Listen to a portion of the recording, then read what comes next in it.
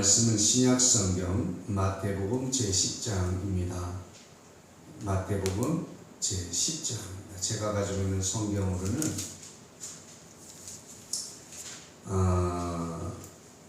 15면이 되겠습니다. 신약성경 제15면입니다. 마태복음 제10장 24절로 39절의 말씀입니다. 마태복음 제10장 24절로 39절의 말씀을 제가 큰 소리로 받들어 읽겠습니다. 제자가 그 선생보다 또는 종이 그 상전보다 높지 못하나니 제자가 그 선생 같고 종이 그 상전 같으면 족하도다. 집주인을 바알세불이라 하였거든 하물며 그 집 사람들이랴. 그런즉 그들을 두려워하지 말라. 감추인 것이 드러나지 않을 것이 없고 숨은 것이 알려지지 않을 것이 없느니라. 내가 너희에게 어두운 데서 이르는 것을 광명한 데서 말하여 너희가 귓속말로 듣는 것을 집 위에서 전파하라. 몸은 죽여도 영혼은 능히 죽이지 못하는 자들을 두려워하지 말고 오직 몸과 영혼을 능히 지옥에 멸하실 수 있는 이를 두려워하라. 참새 2마리가 한 아사리온에 팔리지 않느냐. 그러나 너희 아버지께서 허락하지 아니하시면 그 하나도 땅에 떨어지지 아니하리라. 너희에게는 머리털까지 다 세신 바 되었나니 두려워하지 말라. 너희는 많은 참새보다 귀하니라. 누구든지 사람 앞에서 나를 시인하면 나도 하늘에 계신 내 아버지 앞에서 그를 시인할 것이요 누구든지 사람 앞에서 나를 부인하면 나도 하늘에 계신 내 아버지 앞에서 그를 부인하리라. 내가 세상에 화평을 주러 온 줄로 생각하지 말라. 화평이 아니요 검을 주러 왔노라. 내가 온 것은 사람이 그 아버지와 딸이 어머니와 며느리가 시어머니와 불화하게 하려 함이니 사람의 원수가 자기 집안 식구리라. 아버지나 어머니를 나보다 더 사랑하는 자는 내게 합당하지 아니하고 아들이나 딸을 나보다 더 사랑하는 자도 내게 합당하지 아니하며 또 자기 십자가를 지고 나를 따르지 않는 자도 내게 합당하지 아니하니라. 자기 목숨을 얻는 자는 잃을 것이요 나를 위하여 자기 목숨을 잃는 자는 얻으리라. 아멘. 아멘. 할렐루야. 아멘. 예, 오늘도 주님 안에서 참으로 복되고 하나님의 신령한 은혜와 은총이 넘치는 귀한 한 날이 되시기를 주의 이름으로 축복합니다. 네, 우리 함께 인사하겠습니다. 사랑합니다. 사랑합니다. 더 행복하소서. 더 행복하소서. 그 일은 잘 될 것입니다. 됐습니다. 세상에는 우리를 힘들게 하는 것들이 많이 있습니다. 우리를 힘들게 하는 나의 무기력함. 인터넷 이 브런치라고 하는 그 블로그에 소개된 이 공감신문에 소개된 글인데 제가 잠깐 읽어드리겠습니다. 지금 현재를 살아가고 있는 현대인들이라면 아마도 한 번쯤은 무기력증에 빠져본 경험이 있지 않을까 한다. 하루 종일 가만히 누워만 있어도 몸이 무겁고 세상 만사가 모두 귀찮고 주변에서 일어나는 모든 일들이 무의미하게 느껴질 때 우리는 이 상태를 무기력증이라고 부르곤 한다. 언제부터 시작된 건지 왜 이런 무기력함에 빠져드는 것인지 알 수도 없지만 가장 괴로운 것은 이 증상이 도대체 언제쯤이면 끝나게 될지도 알 수 없다는 데 있다. 본인 스스로도 이 상태에서 빨리 빠져나와야 된다는 건 알고 있지만 무언가를 하려 하면 할수록 오히려 더 깊은 무기력함이 찾아오기 때문이다. 그리고 이런 악순환은 꽤 오랜 기간 도돌이표를 그리곤 한다. 하지만 별것 아니라고 이 또한 시간이 해결해 줄 것이라고 손 놓고 있다간 일상생활에 큰 타격을 입을 위험이 크다. 또 이 상태가 오래 지속될 경우 자책감이나 자책감에 빠지게 되기도 살아간다는 그 자체에 대한 회의감이 밀려들기도 한다. 그렇다면 이 무기력증을 극복하는 방법으로는 어떤 게 있을까? 몸이든 정신이든 건강을 회복하기 위해 가장 중요한 것은 역시 잘 먹고 잘 쉬는 것이다. 다소 버겁게 느껴지더라도 하루 세끼 균형 잡힌 식단으로 영양소를 충분히 섭취하도록 하자. 싱싱한 과일과 채소가 몸의 활력을 불어넣는 데 도움을 준다. 단, 설탕 섭취는 자제하는 것이 좋다. 적정 시간 수면을 취해주는 것도 매우 중요하다. 무기력증으로 인해 불면 증상까지 나타나는 분들이라면 특히 수면의 질을 높이기 위한 노력을 기울이도록 하자. 잠자리 들기 전 스마트폰, TV 보지 않기, 지침 6시간 전부터는 커피 마시지 않기 등은 수면의 질을 높이는 대표적인 방법이 될 것이다. 저녁 시간 반신욕이나 명상, 가벼운 스트레칭을 하는 것도 수면에 도움을 준다. 꾸준한 운동도 무기력증 해소에 도움을 준다. 밖으로 나서는 발걸음은 천근만근이겠지만 말이다. 굳이 격한 운동일 필요는 없다. 아침이나 저녁 여유 시간에 집 주변을 한 바퀴 돌며 걷기 운동 정도로 시작하자. 중요한 것은 하루 이틀로 끝내지 않고 꾸준히 실천하는 것이다. 또 나는 왜 무기력을 되풀이하는가라고 하는 책, 저자 에릭 프롬이 쓴 책입니다. 이분의 이 책 속에 말하고 있는 것 중에 아주 좋은 글이 있어서 소개합니다.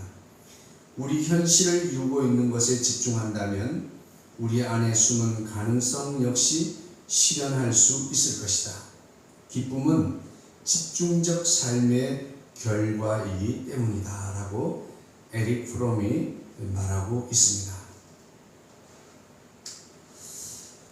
사람들은 새로운 것들을 시작하는데 새로운 것에 약간의 머뭇거리고 주저하는 사람들이 많습니다. 무엇인가 새로운 일을 시작하려고 할 때 새로운 시작을 어려워하는 사람들이 있어요. 더군다나 이제 오늘날 이 현대인들 중에 많은 사람들이 그런 일들 시작을 힘들어하고 있다는 거죠. 그리고 오늘 제가 소개한 이런 무기력증에 대한 이런 글 속에 자신의 모습이 포함되어 있다라고 하는 사실이 더욱 절망적입니다. 바로 자신에게 무기력증이 찾아오는 것입니다. 그렇다면 왜 사람들이 무기력하게 되는 것일까요? 그것은 바로 두려움 때문입니다. 두려움을 이기는 믿음의 저자 데이버 브라우니 목사는 그 책 서문에 이렇게 기록하고 있어요. 나를 두렵게 하는 것은 무엇일까요? 나는 종종 스스로에게 질문합니다. 거울에 똑바로 서서 나를 바라봅니다. 거울 속에는 두려워하는 내가 있습니다. 혹시나 일이 잘못되지는 않을까 염려하는 내가 있습니다.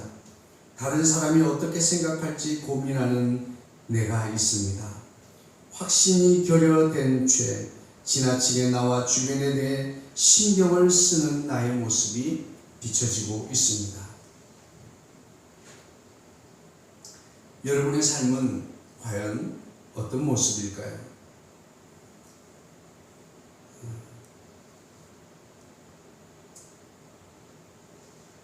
두려워하는 제자들의 모습을 염려하시는 예수님의 모습이 오늘 성경 속에 잘 드러나 있습니다.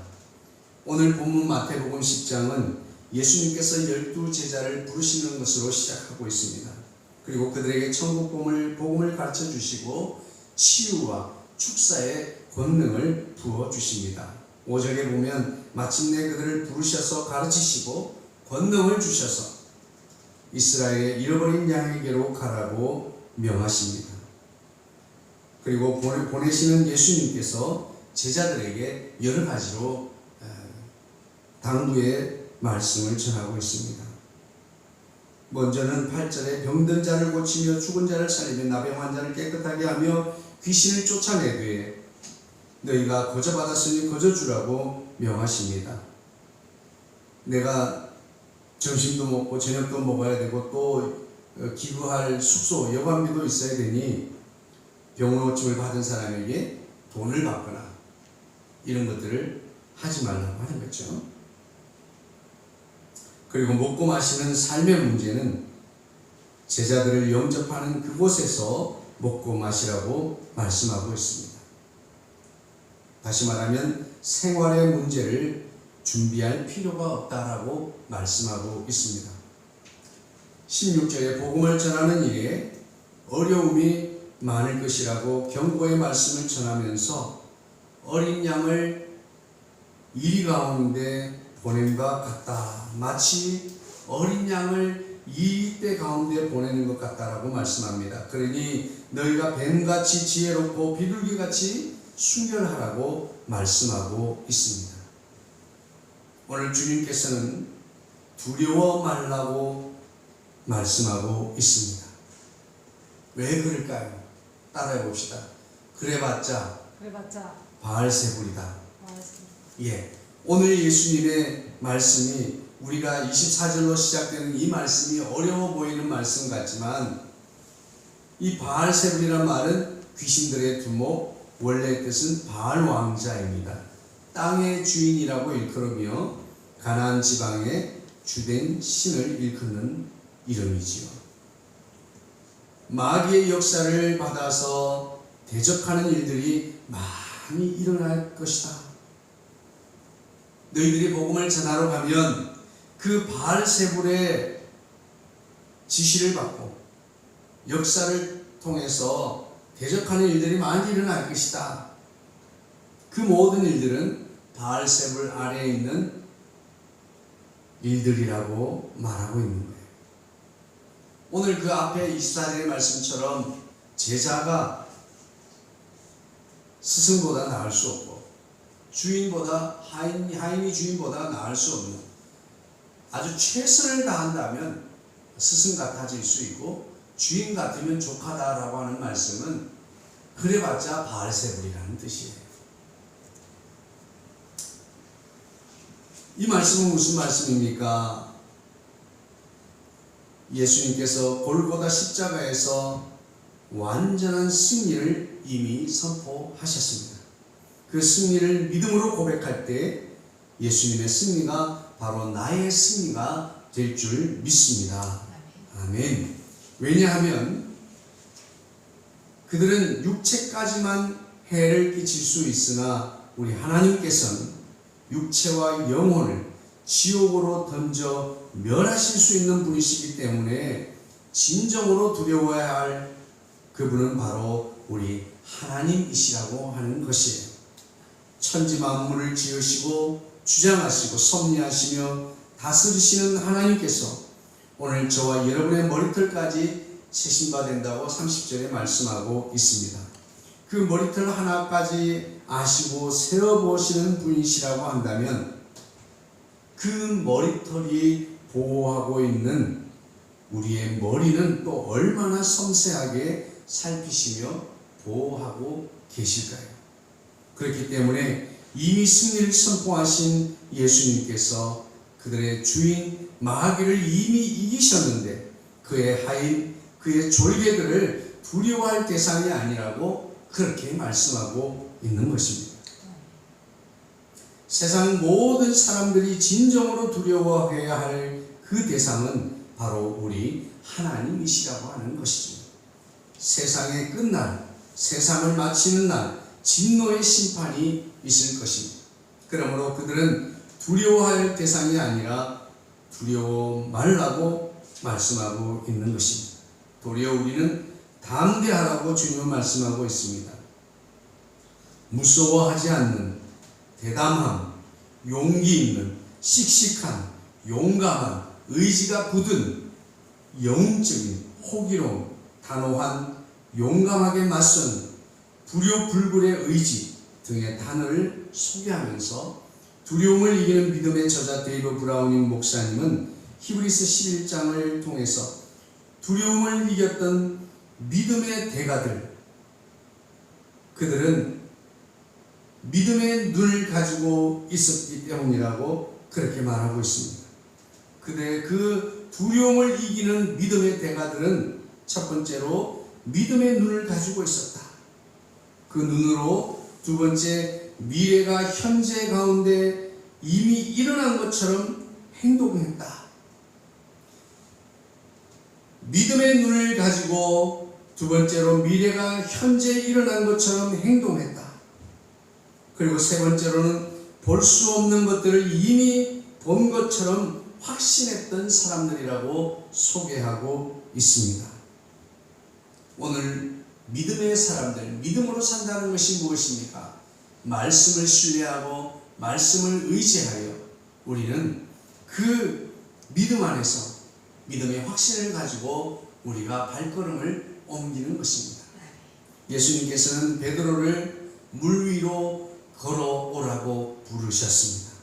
어쩌면 오늘 우리를 보내시는 그곳이 우리의 믿음을 필요로 하는, 마치 베드로가 그 물 위를 걸어가는 믿음처럼 오늘 우리가 가야 할 그 세상도, 그 세계도 우리의 믿음의 발걸음을 있어야 할 것입니다. 그런데 중요한 것은 두려워하는 마음으로 우리가 그 배 안에만 있다면 우리는 역사를 이룰 수 없고 물 위를 걸을 수 없을 것입니다. 우리가 먼저 해야 할 일은 먼저 우리의 발을 배 밖으로 내어 놓는 것입니다.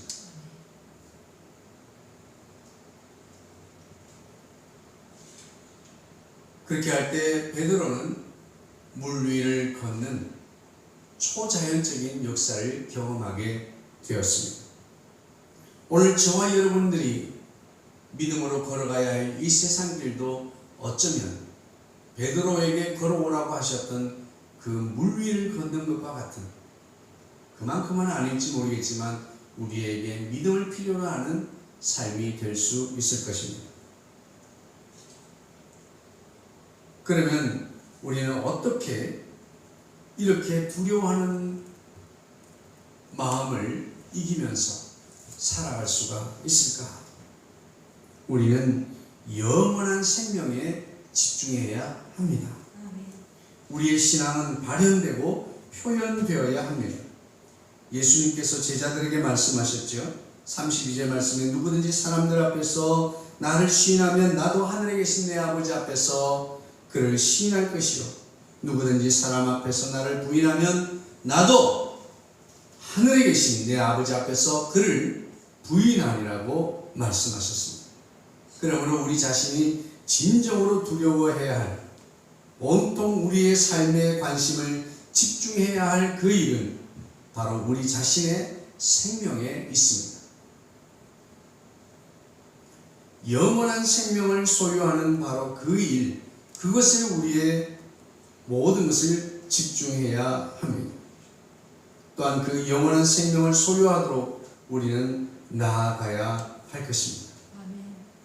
주님은 그 제자들에게 말씀하시는 것처럼 바로 오늘 이 시간 우리에게 말씀하고 있습니다. 나는 기독교인입니다. 나는 하나님을 예배하는 자입니다. 라는 고백이 우리의 마음 안에서만 고백되어지고 있다면 그것은 우리 안에 두려움이 있기 때문입니다. 우리의 근심과 염려는 영원한 생명 안에 있기 위함입니다. 우리는 영원한 생명에 우리의 모든 관심과 우리의 열심이 집중되어야 될 줄로 믿습니다. 오늘 주님께서는 복음을 가지고 나아가는 성도들과 우리가 가야 할 그 세상과는 충돌할 수밖에 없다고 말씀하고 있습니다. 세상과 충돌하는 크리스찬, 그 크리스찬이 그 믿음의 삶을 살아야 하는 사람이 바로 저와 여러분입니다.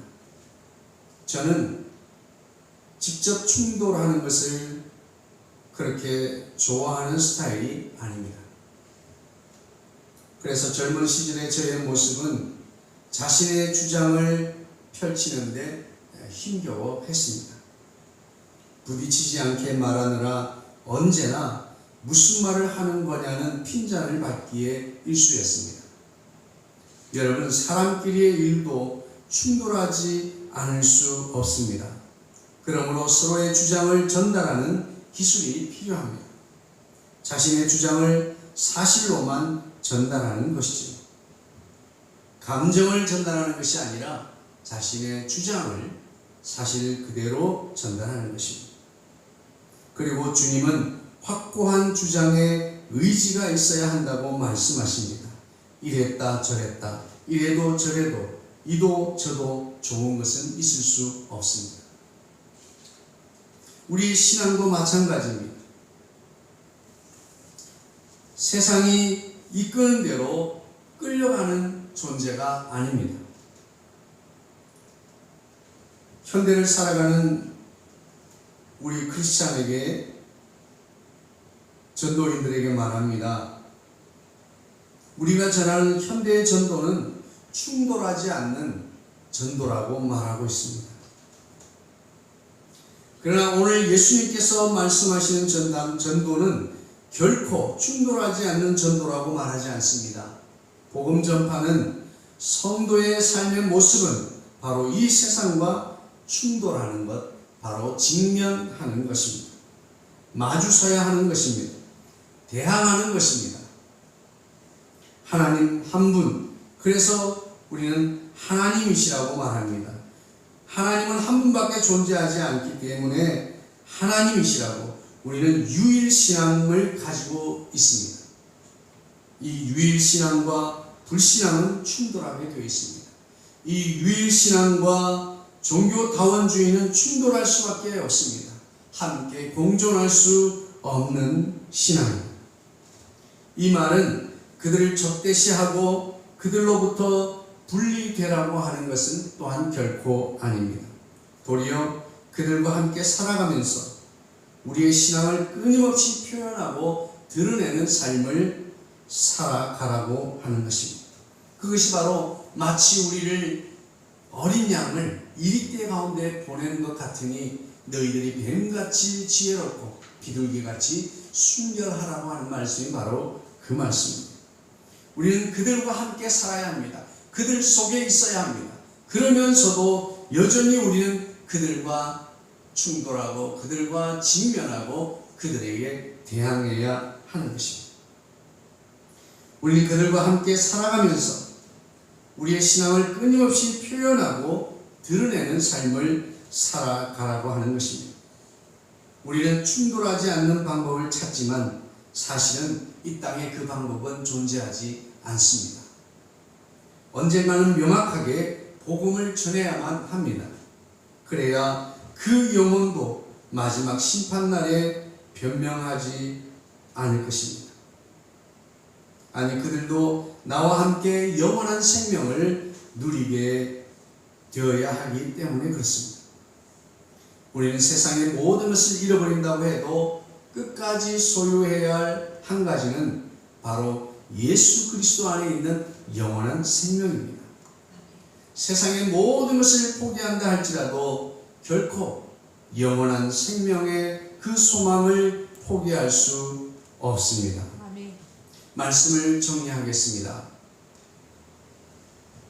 제자들을 부르시고 가르치시고 권능을 주시면서 이스라엘의 잃어버린 양들을 위하여 그들을 보내주셨습니다. 우리는 주님께로부터 영원한 생명을 얻었습니다. 우리를 불러주셨습니다. 그리고 우리를 부르신 주님께서 우리도 충돌할 수밖에 없는 그들에게로 나아가야 한다고 말씀하고 있습니다. 나아가는 우리는 먼저 삶의 문제를 염려하지 말라고 말씀하고 있습니다. 복음을 전하는 전적인 삶에는 당연한 필요를 공급하시겠다고 우리 하나님께서 말씀하고 있습니다. 그것은 바로 우리 복음을 전파하는, 복음을 받아들이는 그 사람들을 통해서 그 모든 것들을 하나님께서 공급하시겠다고 말씀하고 있는 것입니다. 또한 두 번째로 오늘 말씀하시는 것이 두려워하지 말라고 하는 것입니다. 오늘 우리가 나아갈 때 두려워하는 마음을 우리는 비워야 할 줄로 믿습니다. 왜냐하면 그들은 육체적인 것까지만 우리를 위협할 수 있지만 우리의 육체와 우리의 영혼까지 지옥에 던져 멸하실 수 있는 분이 바로 우리 하나님이시기 때문에 그렇습니다. 신앙의 결국, 신앙의 마침표는 무엇입니까? 바로 영혼 구원입니다. 우리 믿음에 있어서 핵심은 무엇입니까? 우리가 마지막 끝까지 신앙을 통해서 얻으려고 하는 그 최종 목표가 무엇입니까? 우리가 힘겹게 충돌하고 세상과 대항하며 믿음 안에 끝까지 살아가려고 하는 이유가 무엇입니까? 목표가 무엇입니까?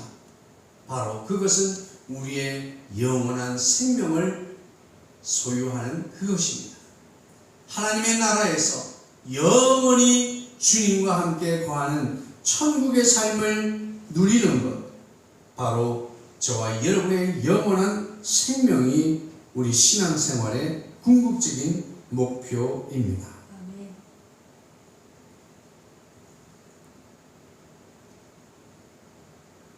오늘 우리는 두려워할 것은 우리의 영원한 생명입니다. 우리의 영혼의 생명입니다. 오늘 우리의 영원한 생명을 위해서 깨어있고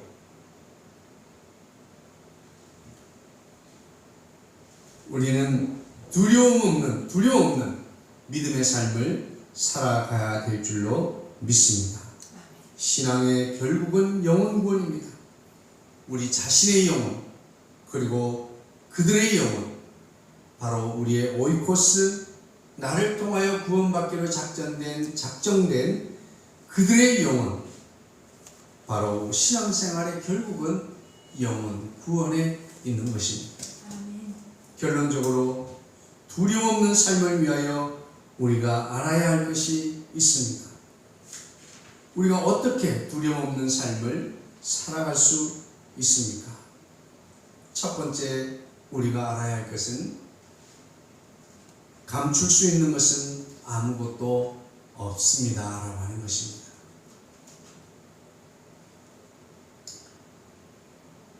많은 것들의 두려움의 근거는 바로 감춤에 있습니다. 숨기려고 하다 보니 그것이 감추인 것이 드러날까 두려워하게 되는 것입니다. 무엇을 시작하려고 해도, 누구를 만나려고 해도, 어디에 있으려고 해도 혹시 내가 무능력함이 드러나는 것이 아닐까? 나의 게으르고 나태함이 드러나는 것은 아닐까? 나의 학력, 나의 출신 배경, 혹 이런 것들이 드러나지나 않을까? 전전긍긍하느라 우리는 그 두려움 속에 우리의 삶을 전심전력으로 집중해서 열어가야 함에도 불구하고 우리는 내게 감추인 것들이 드러나지 않도록 하기 위해서 너무나 많은 에너지를 낭비하고 있는 것입니다. 그런데 오늘 우리 주님께서는 그렇게 말씀하고 있습니다. 세상에는 감출 것이 하나도 없다. 모든 것이 백일하에 드러나게 될 것이라고 말씀하고 있는 것이에요. 할렐루야. 27절 말씀에 그렇게 말씀하고 있습니다. 26절에 감추인 것이 드러나지 않을 것이 없고 숨은 것이 알려지지 않을 것이 없느니라. 내가 너희에게 어두운 데서 이르는 것을 광명한 데서 말하며 너희가 귓속말로 듣는 것을 집 위에서 전파하리라. 여러분, 혹시 나의 부끄러움과 수치, 또 나의 연약함, 이런 것들이 두려움의 대상이 아니기를 주님으로 축복합니다. 그것들은 우리로 하여금 현재에 집중하지 못하도록 하는 근거가 됩니다. 여러분, 무엇이든지 인정하고 받아들일 준비를 하십시오. 그것이 두려움 없는 삶의 시작입니다. 대부분의 사람들의 두려움은 자신의 감추인 것이 드러날까 해서 생기는 것들입니다. 자신의 부끄러움이 수치로 드러날까 두렵습니다. 자신의 연약함이 알려질까 두렵습니다. 우리의 모습이 다른 사람들에게 어떻게 비춰질까 그것이 염려됩니다. 두려움은 아무것도 집중할 수 없게 합니다. 우리는 우리 자신의 의지와 결단을 향한 강력한 집중이 필요합니다. 두려워하는 마음은 우리가 집중하지 못하게 합니다. 우리 주님께서는 드러나지 않을 것이 없다고 말씀하십니다. 우리 자신도 유행과 사람들의 시선을 의식하느라 정작 자신의 주장과 신념과 가치와 의미를 잃어버리지는 않았습니다. 자신을 감추는 일에 마음을 집중할 것이 아니라 예수 그리스도 안에 있는 생명을 드러내고 자랑하는 일에 집중해야 하겠습니다. 자신을 포장하는 데 너무 많은 시간과 에너지를 사용하지 마십시오. 세상이 이끄는 대로 살아가지 마십시오. 내가 생각하는 나의 삶을 열어가시기를 주의로 축복합니다. 예수 그리스도 안에서 오늘 우리에게는 부름을 받았고 우리는 어딘가로 가야 할 목적지가 있는 사람들입니다. 그렇다면 그 삶을 열어가기 위해서 내가 결단하고 내가 선택한 그 길을 걸어가실 수 있게 되기를 원합니다. 약간의 충돌이 있다 하더라도 그 일에 담대하게 호기롭게 직면하시기를 주의로 축복합니다. 왜냐하면 우리는 혼자가 아니기 때문에 그렇습니다.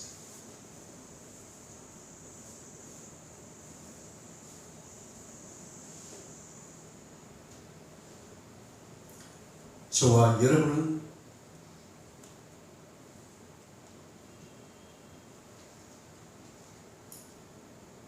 혼자가 아닙니다. 우리 주님께서 성령 안에 역사하고 있습니다.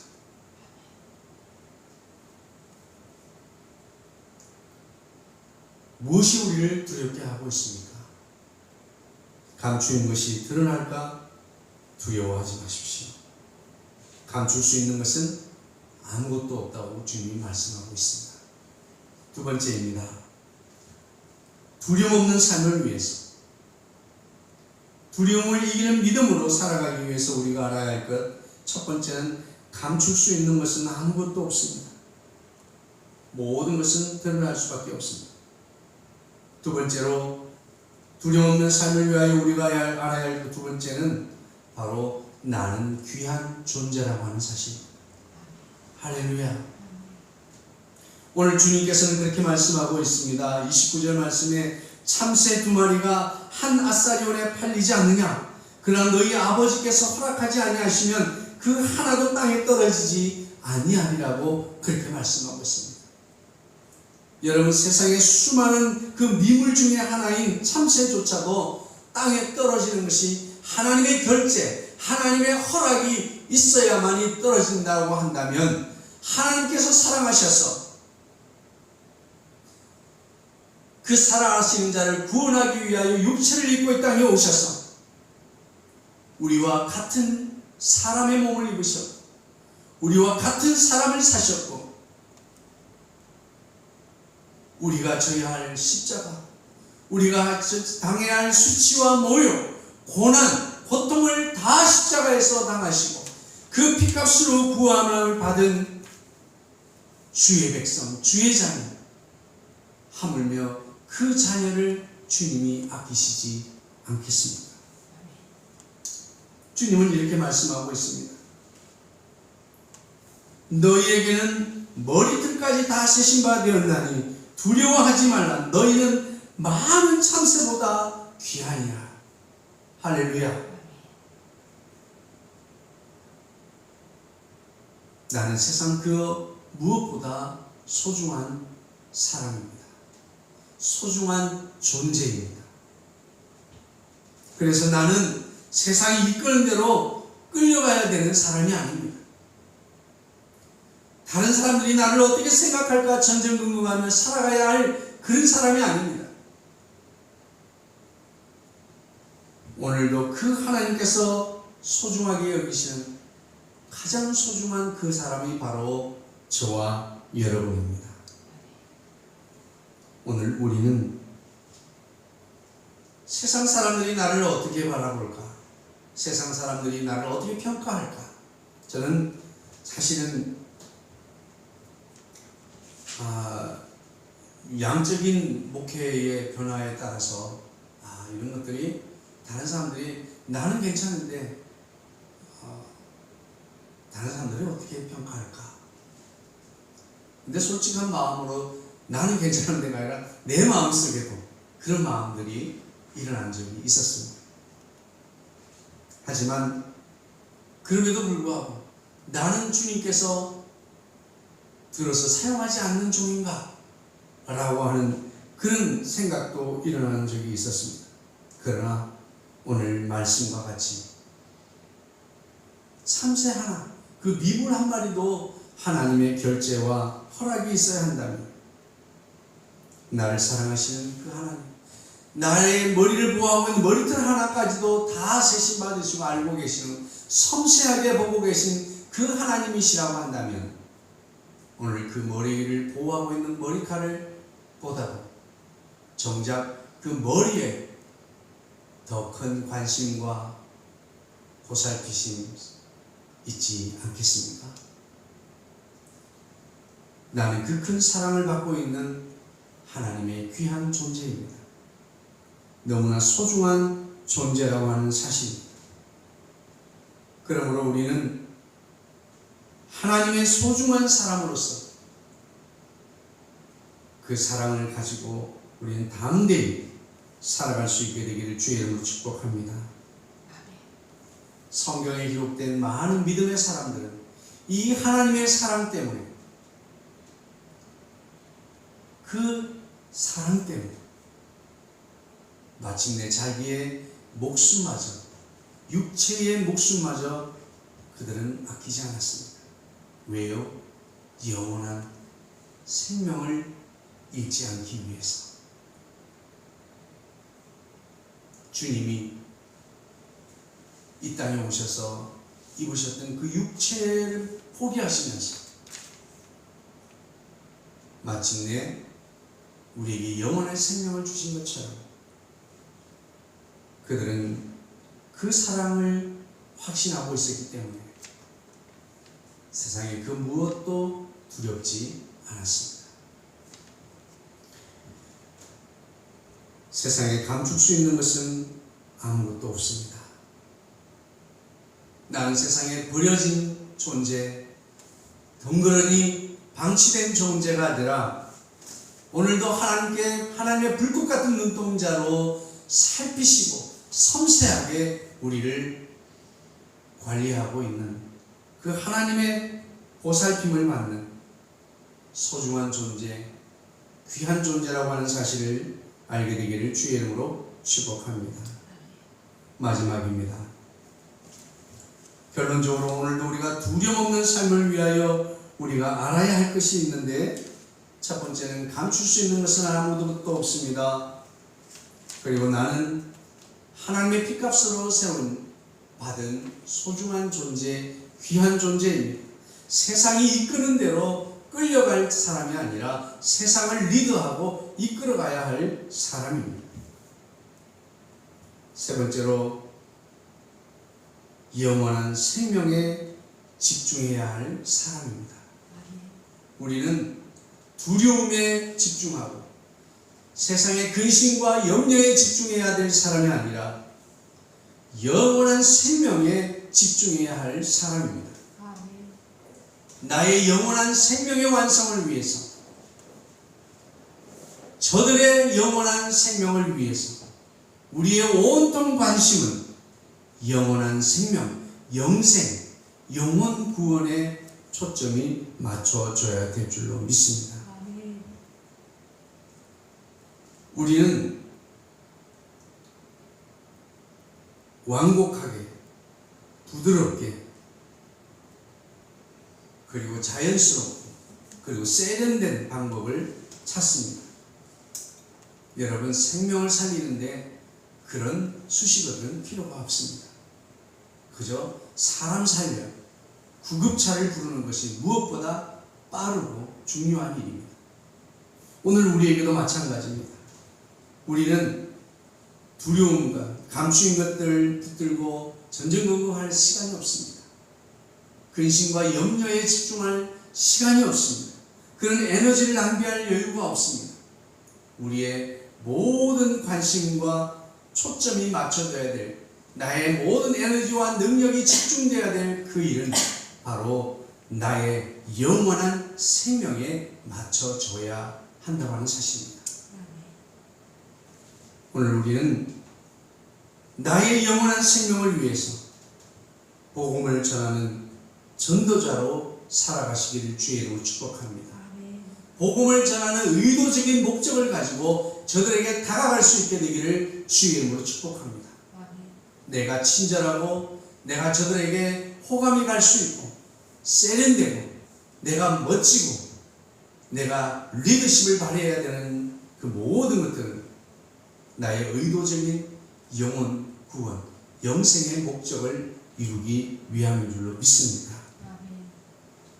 그 어떤 것보다 멋지고 아름다운 일은 없습니다.